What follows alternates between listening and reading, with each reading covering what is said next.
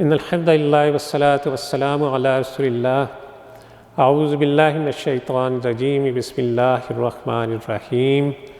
قال اللہ تعالیٰ فی سورہ لقمان وَإِن جَاهَدَاكَ عَلَىٰ أَن تُشْرِكَ بِي مَا لَيْسَ لَكَ بِهِ عِلْمٌ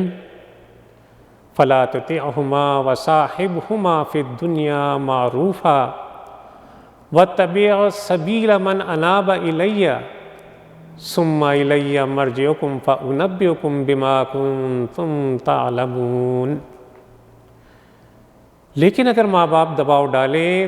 کہ میرے ساتھ تو کسی ایسے کو شریک کرے جسے تو نہیں جانتا، تو ان کی بات ہرگز نہ مان۔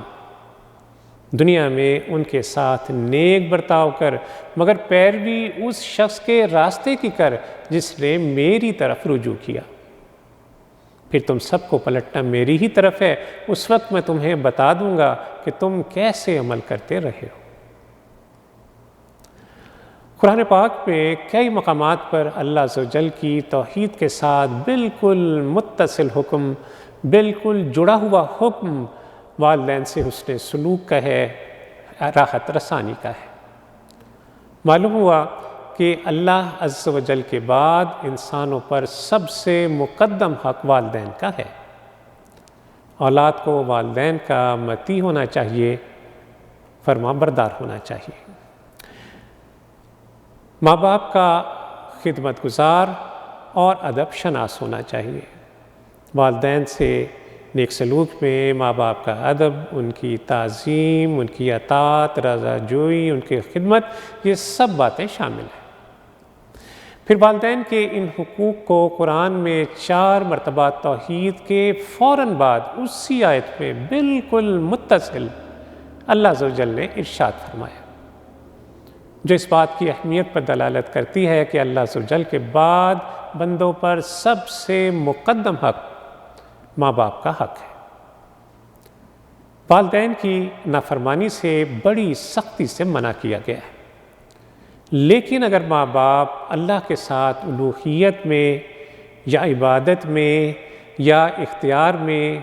یا اللہ کے حقوق میں یا صفات میں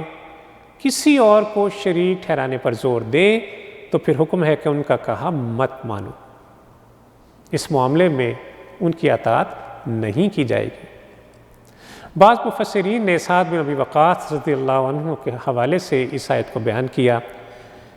کہ سعد رضی اللہ تعالیٰ عنہ یہ فرماتے تھے کہ یہ آیت کریمہ کہ وَإِن جَاهَدَاكَ عَلَىٰ أَن تُشْرِكَ بِي مَا لَيْسَ لَكَ بِهِ عِلْمٌ، کہتے ہیں کہ یہ آیت میرے حق میں نازل ہوئی تھی۔ فرماتے ہیں کہ میں اپنی والدہ کا بڑا خدمت گزار بیٹا تھا۔ جب میں مسلمان ہو گیا تو میری والدہ بولی کہ اے سعد، میں کیا دیکھ رہی ہوں، یہ تو نے کیا نئی بات کر ڈالی، یا ضرور تو یہ دین ترک کرے گا یا میں کھانا پینا ترک کر دوں گی حتیٰ کہ میں مر جاؤں، تو پھر تجھے لوگ ملامت کرتے ہوئے یہ طعنہ دیں گے کہ تو ماں کا قاتل ہے۔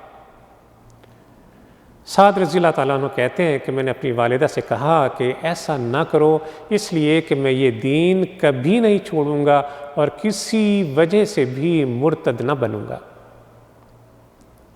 کہتے ہیں کہ غرض ماں نے فاقہ کر لیا،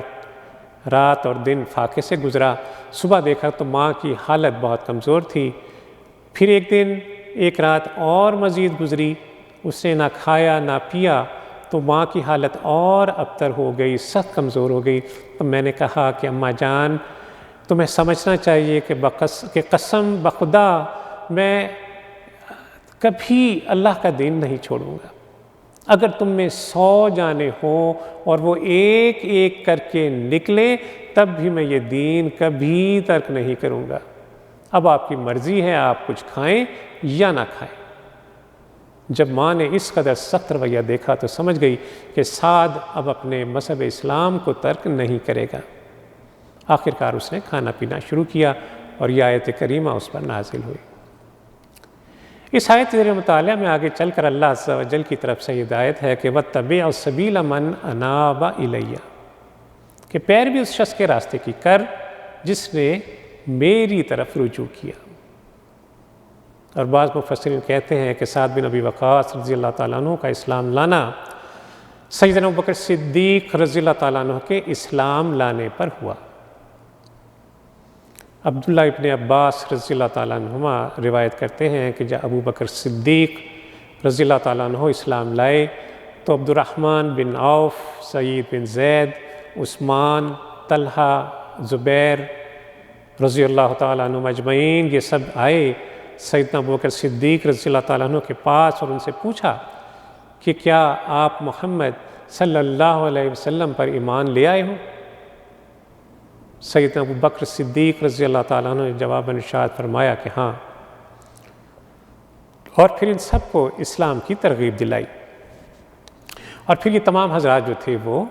ایمان سے مشرف ہوئے۔ اس آیت پہ من اناب الیہ اسی طرف اشارہ ہے، اور پھر سعد رضی اللہ تعالیٰ عنہ بھی ایمان لے آئے، اور پھر اس آیت کے اختتام پر فرمایا کہ ثم الی مرجعکم فانبئکم بما کنتم تعملون، کہ پھر تم سب کو پلٹنا میری ہی طرف ہے،